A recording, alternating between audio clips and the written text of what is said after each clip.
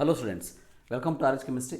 So in today's chemistry knowledge booster, see increasing order 21 to 30 ಅನ್ನು discuss ಮಾಡ್ತಾ ಇದ್ದೀನಿ. Already I have discussed about 20 increasing order remember. So ಅದೇನಾದರೂ ಹಿಂದಿನ video ನೋಡಿಲ್ಲ ಅಂದರೆ ನೋಡ್ಕೊಂಡು ಬನ್ನಿ. Definitely it is going to help you in competitive exams. So increasing order 21 will see. So increasing basic nature of hydroxide ಅನ್ನು ನೋಡುವಂತೆ. Increasing basic nature of the hydroxides. So always remember, ಇದರಲ್ಲಿ ಒಂದು ಪಾಯಿಂಟನ್ನು ನೀವೇನು ಅರ್ಥ ಮಾಡ್ಕೋಬೇಕು ಅಂತಂದರೆ, so in this particular case as remember we move down the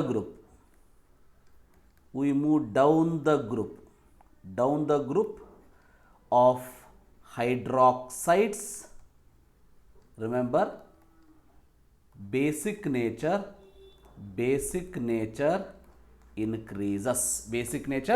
increases. Remember that point.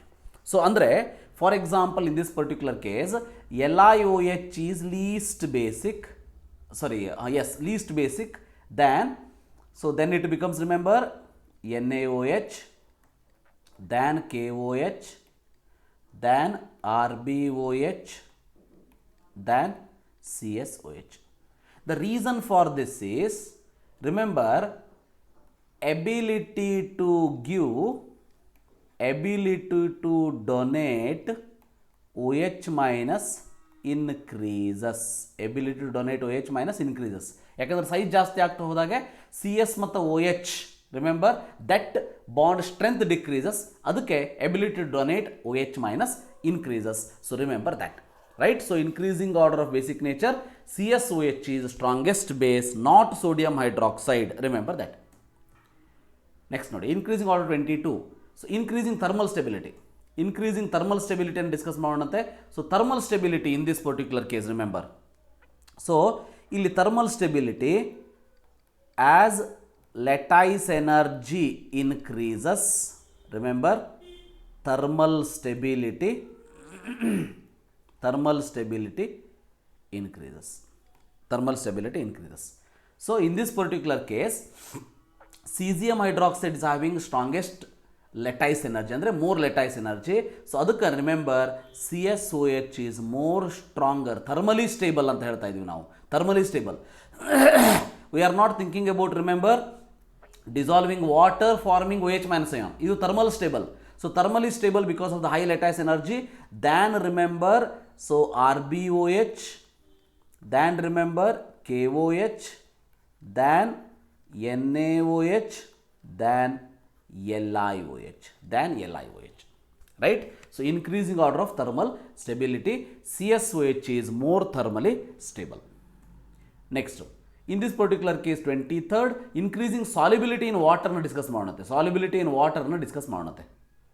In this particular case, remember, so we can say lithium plus has more hydration, no doubt in it, more hydration. But remember, lithium hydroxide is least stable. ಅದು ಕೂಡ ಗೊತ್ತಿರಲಿ. Lithium hydroxide is least soluble than, remember, NaOH, then remember KOH, then RbOH, then CSOH. ಅಂದರೆ cesium hydroxide is more stable in this particular case. So cesium hydroxide is more stable, more soluble, remember that. So in this particular case, solubility is not depending on hydration. So solubility is not depending on hydration. Hydration ಅಂತೇಳಿ ನೀವು LiOH ನ more solubility ಅನ್ನೋ ಹಂಗಿಲ್ಲ. So there are so many things, remember, only on the experimental basis we can say. Experimentally, when we have seen cesium OH is more soluble because here cesium OH is having more covalent ionic character. Here cesium OH is having more ionic nature, and lithium, because of the polarizing power, so more covalent nature. Remember, more covalent nature. ಭಾಳಷ್ಟು ಫ್ಯಾಕ್ಟರ್ಗಳು affect ಆಗ್ತದೆ. ಯಾವ ಫ್ಯಾಕ್ಟರ್ನ ಎಲ್ಲಿ ತಗೋಬೇಕು ಅನ್ನೋದು ನಮಗೆ ಗೊತ್ತಿರಬೇಕು. ನಾವು ಈ ರೀತಿ ಕ್ವಶನ್ಸನ್ನು ಸಾಲ್ವ್ ಮಾಡ್ತಾ ಹೋದ ಹಾಗೆ ನಿಮ್ಗೆ ಅದರದ್ದೊಂದು ಐಡಿಯಾ ಬರ್ತದೆ. So increasing solubility in water, definitely CSOH is more. Then alkaline earth metal hydroxides ಅಲ್ಲಿ ಬೇಸಿಕ್ ನೇಚರ್ ನೋಡೋಣಂತೆ. Magnesium hydroxide, calcium hydroxide, beryllium hydroxide, barium hydroxide, strontium hydroxide. So ಇವೆಲ್ಲದನ್ನು ಕೂಡ ಫಸ್ಟ್ ಏನು ಮಾಡಬೇಕು, ನಿಮಗೆ ಕನ್ಫ್ಯೂಸನ್ ಆಗಲಿ ಅಂತ ನಾನು ಏನು ಮಾಡಿದ್ದೀನಿ, I have not given in the order. So so ನಿಮ್ಗೆ ಗೊತ್ತಿರಬೇಕು ಆರ್ಡರು. ಸೊ ಬೆರಿಲಿಯಂ ಕೆಳಗಡೆ, ಸೊ ಮೆಗ್ನೀಷಿಯಂ ಬರ್ತದೆ, ಕ್ಯಾಲ್ಶಿಯಂ ಬರ್ತದೆ, ಸ್ಟ್ರಾನ್ಶಿಯಂ ಬರ್ತದೆ, ಬೇರಿಯಂ ಬರ್ತದೆ. So lithium, sodium, potassium, rubidium, caesium, this we have to know. So ಈ ಆರ್ಡರ್ ಗೊತ್ತಿರಲೇಬೇಕು. ಸೊ ಅದು ಆರ್ಡರ್ ಗೊತ್ತಾದಮೇಲೆ increasing basic nature of hydroxide ಏನಾಗ್ತದೆ, ಡೌನ್ ದ ಗ್ರೂಪ್ ಇನ್ಕ್ರೀಸಸ್ ಅನ್ನೋದು ಗೊತ್ತಿರಲಿ. Down the group increases. So hence remember beryllium hydroxide least than MgOH twice, least than CaOH twice, least less than, so SrOH twice, less than barium hydroxide. Andre barium hydroxide is more soluble, remember that point. Next, increasing solubility in hydroxide. Solubility in hydroxide more basic nature ಆಯಿತು. So basic nature here. So more solubility ಅಂತ ನೋಡಿದಾಗ increasing solubility of the ಹೈಡ್ರಾಕ್ಸೈಡಲ್ಲೂ ಕೂಡ remember it follows the same order. So same order ಹೇಗೆ, so beryllium hydroxide is least than magnesium hydroxide, less than calcium hydroxide, less than strontium hydroxide, less than so barium hydroxide. The reason for that is, remember, this is more covalent character, this is more ionic nature, right? So because of that reason solubility in water of barium hydroxide is more compared to beryllium hydroxide, then follows the order. So this is increasing order 25. ಈಗ increasing covalent character ನೋಡೋಣಂತೆ. Yes, ನಾವು in this particular case we have to make use of Fajans rule. Fajans rule ಪ್ರಕಾರ ಇದು ಏನು ಹೇಳ್ತದ ಅನ್ನೋದು ನೆನಪಿರಲಿ. Remember, ಇಲ್ಲಿ ಕ್ಯಾಟಿಯಾನ್ ಸೇಮ್ ಇದೆ, ಹೌದಾ? ಕ್ಯಾಟಿಯಾನ್ ಸೇಮ್ ಇದೆ, ಆನಿಯಾನ್ ಸೈಜ್ ಜಾಸ್ತಿ ಇದೆ. ಸೊ ಸೈಜ್ ಹೇಗೆ ಚೇಂಜ್ ಆಗ್ತದೆ, as anionic size increases, as anionic size increases, remember, covalent nature increases.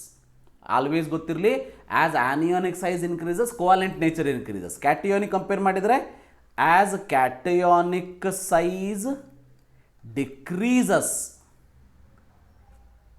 covalent nature increases. Always remember, cationic ಏನಿರಬೇಕು, ಸೈಜ್ ಸ್ಮಾಲ್ ಇರಬೇಕು. ಆನಿಯಾನಿಕ್ ಏನಿರಬೇಕು, ಸೈಜು ಜಾಸ್ತಿ ಇರಬೇಕು. ಆವಾಗ ಇವೆರಡರ ಮಧ್ಯೆ ಏನಿರ್ತದೆ, ಸೊ ಮೋರ್ ಕೋವಾಲೆಂಟ್ ನೇಚರ್ ಇರ್ತದೆ. Reverse of this, larger the cation, smaller the anion, the size, the ionic nature will be more. Remember, ionic nature will be more. So ಆ ರೀತಿ ನಾವು ಇಲ್ಲಿ ಆರ್ಡರ್ನ ನೋಡಿದಾಗ ಆನಿಯಾನಿಕ್ ಸೈಜ್ ಜಾಸ್ತಿ ಎಲ್ಲಿದೆ, lithium iodide. So lithium iodide is having more covalent nature than lithium bromide, than lithium chloride, than lithium fluoride. So this should be the order. Remember this point from the Fajans rule. ಅದನ್ನೇ ಇಲ್ಲಿ follow ಮಾಡೋಣಂತೆ, ಇಲ್ಲಿ ಮತ್ತೆ ಅದನ್ನು follow ಮಾಡೋಣಂತೆ. ಇಲ್ಲಿ ನೋಡಿ, same anion ಇದೆ, ಹೌದಾ? Same anion, different cations are there. ಇಲ್ಲಿ ಅಯಾನಿಕ್ ನೇಚರ್ ಕೇಳಿದ್ದಾರೆ. ಇದು ಹೇಗೆ ಹಾಗಾದರೆ, according to Fajans rule, as cationic size increases, ionic nature increases. ಯಾವಾಗ ಅಪ್ಲೈ ಮಾಡೋದು ಇದನ್ನು?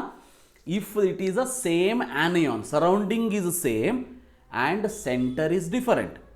ಸೊ ಪ್ರೀವಿಯಸ್ ಕೇಸ್ ಒಳಗೆ ನೋಡಿದ್ವಿ, ಈ ಪ್ರೀವಿಯಸ್ ಕೇಸ್ ಒಳಗೆ ನೋಡಿ, centre is same, surrounding is different. ಇಲ್ಲಿ ಕೇಳಿರೋದು ಕೋವಾಲೆಂಟ್ ನೇಚರ್, ಅಂದರೆ as anionic size increases, ಕೋವಾಲೆಂಟ್ nature increases. Cationic size decreases, covalent nature increases. And in this particular case as cationic size increases, ionic nature increases. So ಅಂದರೆ ಈ case ಒಳಗೆ cationic size ಯಾವುದ್ರಲ್ಲಿ ಜಾಸ್ತಿ ಇದೆ, barium chloride, ಹೌದಾ? Barium chloride more than SrCl2, more than CaCl2, more than MgCl2, more than BeCl2. ಅಂದರೆ BeCl2 having more covalent character, BaCl2 is having more ionic character is the answer. Remember that point. Next, increasing solubility ನೋಡೋಣಂತೆ.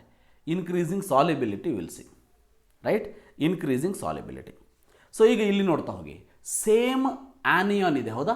Same anion ಇದೆ and anion is smaller anion. ಹೌದಾ? So then you can see calcium, magnesium, beryllium, strontium, barium, it is alkali earth metals. So ಈ case ಒಳಗೆ remember solubility of this fluoride, ಇದಕ್ಕಷ್ಟು ನಾನು ಮಾತಾಡ್ತಾ ಇದ್ದೀನಿ. This fluoride remember as hydration energy increases, solubility increases. So hence remember in this particular case hydration energy, remember hydration energy ಮತ್ತು size ಹೇಗೆ related? Hydration energy inversely proportional to size, ಹೌದಾ? So ಅಂದರೆ barium fluoride is having least than, ಅಂದರೆ least hydration, ಯಾಕಂದರೆ size ಜಾಸ್ತಿ ಇದೆ, ಕಡಿಮೆ hydration energy ಅಂದರೆ ಸಾಲಿಬಿಲಿಟಿ ಕಡಿಮೆ. So BaF2 less than SrF2 less than CaF2 less than MgF2 less than BeF2. ಅಂದರೆ BeF2 is more soluble in water compared to barium fluoride. Remember that point. Okay. So next one, increasing order number 29. So increasing solubility ನೋಡೋಣಂತೆ. So alkaline earth metal ಕಾರ್ಬೋನೇಟಲ್ಲಿ, so alkaline earth metal ಕಾರ್ಬೋನೇಟಲ್ಲಿ solubility ಹೇಗಾಗ್ತದೆ? Down the group, remember down the group lattice energy increases, solubility decreases. Lattice energy increases, solubility decreases. Hence remember barium carbonate BaCO3, right, less than strontium SrCO3 less than CaCO3 less than MgCO3 less than BeCO3. ಕರೆಕ್ಟಾ? So ಲ್ಯಾಟೈಸ್ energy increase ಆಗ್ತದ, solubility decrease ಆಗ್ತದ, right? So this is the case, remember that. The last one, so increasing order number 30. So increasing reducing nature ಅಂತ ಕೇಳ್ತಾ ಇದ್ದಾರೆ, ಬಹಳ important ಇದು, ಕರೆಕ್ಟಾಗಿ ಅರ್ಥ ಮಾಡ್ಕೊಳ್ಳಿ. Increasing reducing nature. ಸೊ ಇದರೊಳಗೆ ಒಂದು ಪಾಯಿಂಟನ್ನು ನೆನ್ಪಿಟ್ಕೊಳ್ಳಿ, reducing nature of alkali metal so inversely proportional to ionisation energy. So ionisation energy ಕಡಿಮೆ ಇತ್ತಂದರೆ ರೆಡ್ಯೂಸಿಂಗ್ ನೇಚರ್ ಜಾಸ್ತಿ ಆಗ್ತದೆ. ಹಾಗಾದರೆ ಅಯೋನೈಸೇಷನ್ ಎನರ್ಜಿ ಆರ್ಡರ್ ಏನು? So ionisation energy inversely proportional to atomic radius, ಹೌದಾ? ಸೊ ಅಯೋನೈಸೇಷನ್ ಎನರ್ಜಿ ಆರ್ಡರ್ ಏನು ಹಾಗಾದರೆ? Caesium less than, right? But reducing nature order ಬರೆದುಬಿಡ್ತೀನಿ ನಾನು, caesium less than, rubidium less than, potassium less than sodium, right? ಯಾಕಂದರೆ reducing nature, ionisation energy order ಏನು ಬರೀತೀರಿ? Caesium is least, down the group decreases, ಹೌದಾ? Caesium is having more reducing nature than Rb than K than Na. But remember exception ನೆನ್ಪಿಟ್ಕೊಳ್ಳಿ ಈ case ಒಳಗೆ. So caesium less than lithium, very important. This is due to high hydration energy. High hydration energy is the reason for this. So because of the high hydration energy, remember, so lithium is exceptionally more reducing compared to cesium. Cesium to sodium follows the same order, andre reducing nature of the alkali metal inversely proportional to ionization energy. But lithium is having more ionization energy, but hydration energy overcome ionization energy. Because of that reason, lithium is more than cesium, rubidium, potassium, sodium. So these are the 30 order. So ಮುಂದಿನ ವಿಡಿಯೋದಲ್ಲಿ ಮತ್ತೆ 10 order ಜೊತೆ ಮತ್ತೆ ಭೇಟಿ ಆಗೋಣಂತೆ. So thank you for watching. Have a nice day.